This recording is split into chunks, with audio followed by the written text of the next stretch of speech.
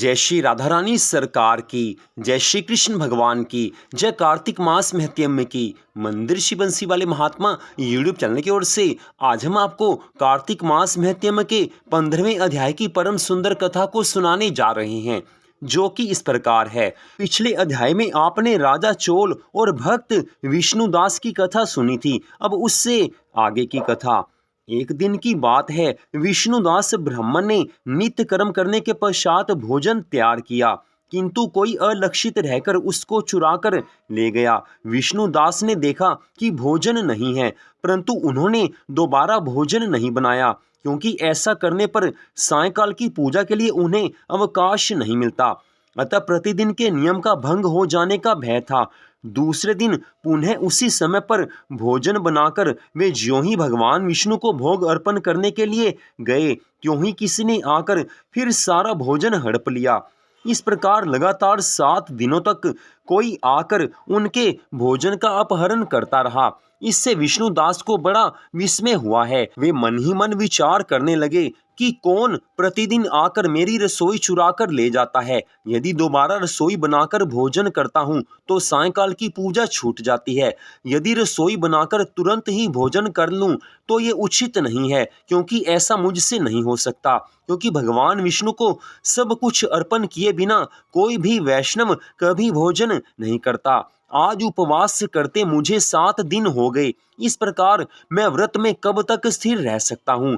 अच्छा, आज मैं रसोई की भली भांति रक्षा करूंगा। ऐसा निश्चय करके भोजन बनाने के बाद वे वहीं कहीं छिपकर खड़े हो गए। इतने में ही उन्हें एक चांडाल दिखाई दिया, जो रसोई का अन्न हर कर जाने के लिए तैयार खड़ा था। भूख के मारे उसका सारा शरीर दुर्बल हो गया था, मुख पर दीनता छा रही थी, शरीर बिल्कुल सूख गया था। उसे देखकर श्रेष्ठ ब्राह्मण विष्णुदास का हृदय करुणा से भर आया। उन्होंने भोजन चुराने वाले चांडाल की ओर देखकर कहा कि भैया जरा ठहरो ठहरो, क्यों रूखा सूखा खाते हो, ये घी तो ले जाओ। ऐसा कहते हुए विप्रवर विष्णुदास को आते देख वह चांडाल भय के मारे बड़े वेग से भागा और कुछ ही दूरी पर मूर्छित होकर गिर पड़ा। चांडाल को भयभीत और मूर्छित देखकर द्विज श्रेष्ठ विष्णुदास बड़े वेग से उसके समीप आए और दयावश अपने वस्त्र के छोर से उसको हवा करने लगे हैं।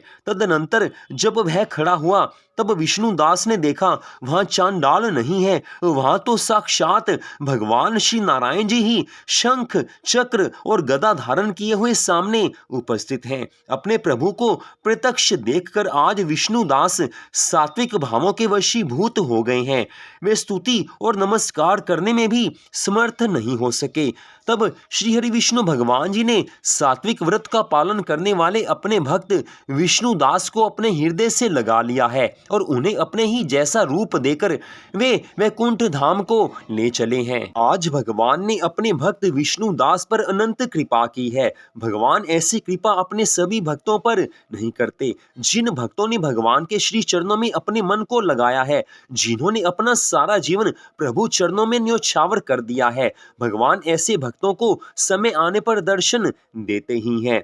उस समय दूसरी ओर यज्ञ में दीक्षित हुए राजा चोल ने देखा कि विष्णुदास एक श्रेष्ठ विमान पर बैठकर भगवान विष्णु के समीप जा रहे हैं। विष्णुदास को वैकुंठ धाम में जाते देख राजा ने शीघ्र ही अपने गुरु महर्षि मुद्गल को बुलाया और इस प्रकार कहना प्रारंभ किया कि हे गुरु महाराज, जिसके साथ स्पर्धा करके मैंने इस यज्ञ दान आदि का कर्म का अनुष्ठान किया है, वह ब्राह्मण आज भगवान विष्णु का रूप धारण करके मुझसे पहले ही वैकुंठ धाम को जा रहा है। मैंने इस वैष्णव यज्ञ में भली भांति दीक्षित होकर अग्नि में हवन किया और दान आदि के द्वारा ब्राह्मणों का मनोरथ पूर्ण किया। फिर भी अभी तक भगवान श्री हरि विष्णु जी मुझ पर प्रसन्न नहीं हुए और इस विष्णुदास को केवल भक्ति के ही कारण श्री हरि ने स्वयं प्रत्यक्ष दर्शन दिया है। अतः जान पड़ता है कि श्री हरि विष्णु भगवान जी केवल दान और यज्ञों से प्रसन्न नहीं होते, उन प्रभु का दर्शन कराने में भक्ति ही प्रधान कारण है। ये भगवान की भक्ति का ही प्रभाव है कि आज विष्णुदास मुझसे पहले भगवान के धाम को जा रहा है। इतनी कथा सुनाने के पश्चात भगवान जी के दोनों पार्षद पुण्यशील और सुशील धर्मदत्त ब्राह्मण से कहने लगे हैं कि ऐसा कहकर राजा चोल ने अपने भांजे को राज सिंहासन पर बैठा दिया है, उसका अभिषेक किया है। वे बचपन से ही यज्ञ की दीक्षा लेकर उसी में संलग्न रहते थे, इसलिए उन्हें कोई पुत्र नहीं हुआ था।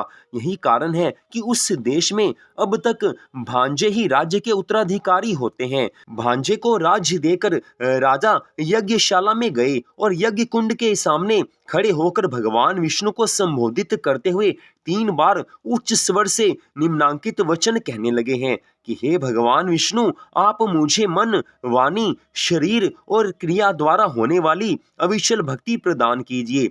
ऐसा कहकर वे सबके देखते देखते ही अग्निकुंड में कूद पड़े हैं। ठीक उसी समय भक्त वत्सल श्री हरि विष्णु भगवान जी अग्निकुंड में से प्रकट हुए हैं। उन्होंने राजा को अपने हृदय से लगाकर एक श्रेष्ठ विमान पर बैठाया है और उन्हें अपने साथ वैकुंठ धाम को लेकर चले गए हैं। आज प्रभु ने अपने भक्त राजा चोल पर अनंत कृपा की है। राजा चोल के हृदय में भगवान के लिए अपार स्नेह था, भगवान के प्रति उनकी पूर्ण भक्ति थी, लेकिन कुछ न कुछ धन संपत्ति का उनके मन में मोह था। लेकिन भगवान की कृपा से उनका वो मोह भी टूट गया।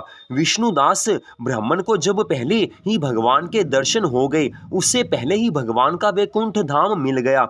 उस समय राजा चोल ने मन में निश्चय कर लिया कि अब तो शेष जीवन भगवान की भक्ति में ही बिताना है। भगवान की भक्ति ही भगवान के दर्शन कराने में सबसे प्रधान कारण है। जैसे ही आज राजा चोल के मन में ऐसा निश्चय हुआ, त्यों ही उन्होंने अपने शरीर को अग्निकुंड में समर्पित करने का निश्चय करके अपने आप को अग्निकुंड में डाल दिया है। ठीक उसी समय भगवान ने प्रकट होकर उन्हें अपने हृदय से लगाया है और अपने धाम वैकुंठ धाम को ले चले हैं। यही तो भक्ति की महिमा है कि भगवान के भक्त कुछ भी करने की शक्ति रखते हैं और भगवान भी अपने भक्तों के लिए कुछ भी कर सकते हैं। यही तो भक्ति महारानी की महिमा है कि भक्ति जिसके हृदय में प्रवेश कर जाती है, भगवान उसको अपना लेते हैं। इतनी कथा सुनाने के बाद आज देवऋषि नारद जी राजा पृथु से कहने लगे हैं कि हे राजन, जो विष्णु दास थे वे तो पुण्यशील नाम से प्रसिद्ध भगवान के पार्षद हुए और जो राजा चोल थे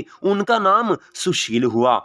इन दोनों को अपने ही समान रूप देकर भगवान श्री लक्ष्मीपति जी ने अपना द्वारपाल बना लिया। बड़ी सुंदर कथा का वर्णन आज देवऋषि नारद जी ने राजा पृथु से किया है। राजा चोल और विष्णुदत्त ब्राह्मण की बड़ी सुंदर कथा है। इस कथा में स्पष्ट बताया गया है कि भगवान को प्रसन्न करने के लिए भक्ति ही एकमात्र कारण है। भगवान भक्ति से प्रसन्न होते हैं और अपने भक्तों की सभी इच्छाओं को पूरा कर देते हैं। मनुष्य मात्र अगर भगवान के चरणों की भक्ति करे तो भगवान की कृपा प्रकट हो ही जाती है।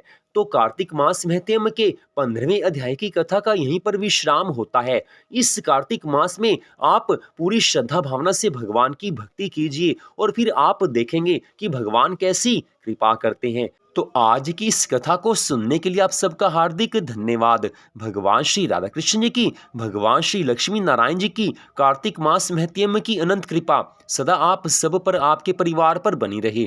इसी मंगल कामना के साथ जय श्री राधा रानी सरकार की, जय श्री कृष्ण भगवान की, जय श्री लक्ष्मी नारायण जी भगवान की, जय कार्तिक मास महत्म की।